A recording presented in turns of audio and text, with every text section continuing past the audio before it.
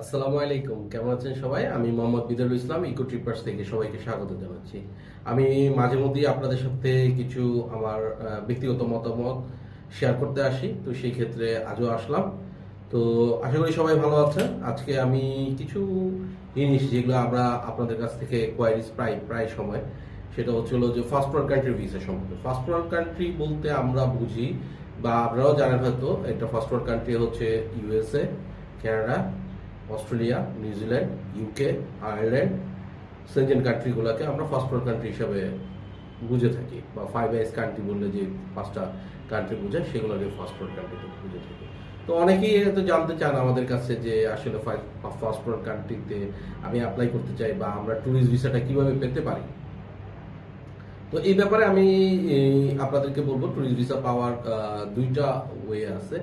একটা হলো আপনার প্রপার ট্যুরিস্ট ব্যাকগ্রাউন্ড থাকা। ট্যুরিস্ট ব্যাকগ্রাউন্ড বলতে আপনার প্রিভিয়াসলি ট্রাভেল হিস্ট্রি থাকা, যেমন আপনি যদি মনে করেন যে আপনার থাইল্যান্ড, সিঙ্গাপুর, মালয়েশিয়া, তারপরে এদিকে আপনার ভিয়েতনাম বা লাওস, কম্বোডিয়া, অথবা আপনার ইন্দোনেশিয়া বা Philippines, India, south Japan, Japan, south Korea, এইসব কান্ট্রিগুলোর মধ্যে আপনার ভিসা আছে, তাহলে আপনি এগুলো আপনার ট্রাভেল হিস্ট্রি হিসেবে ভালোভাবে কাউন্ট করে first world country.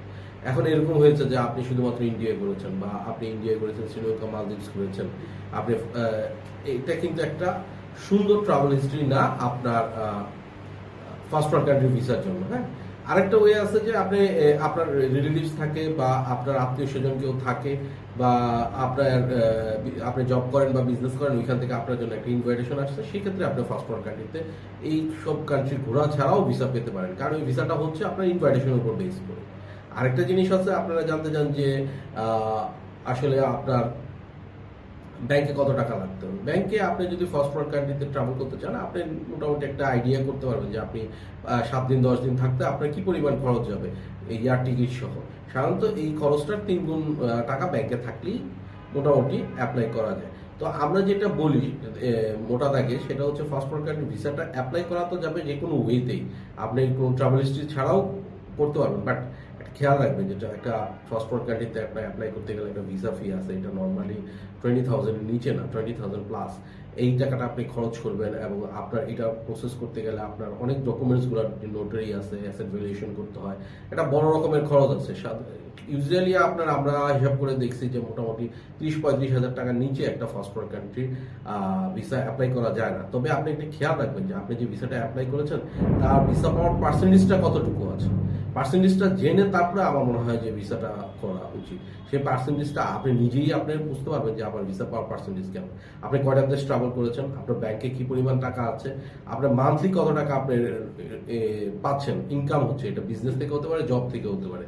Minimum 1 lakh টাকা প্লাস যদি আপনার ইনকাম না থাকে, তাহলে আপনার আসলে অ্যাপ্লাই করাটা খুব একটা সমুচীন কাজ হবে বলে আমার মনে হয় না। এছাড়াও আপনার ট্যাক্স ফাইলটা কেমন আছে, ট্যাক্স আপনি কি রেগুলার দিচ্ছেন কিনা, কি পরিমাণ ট্যাক্স দিচ্ছেন।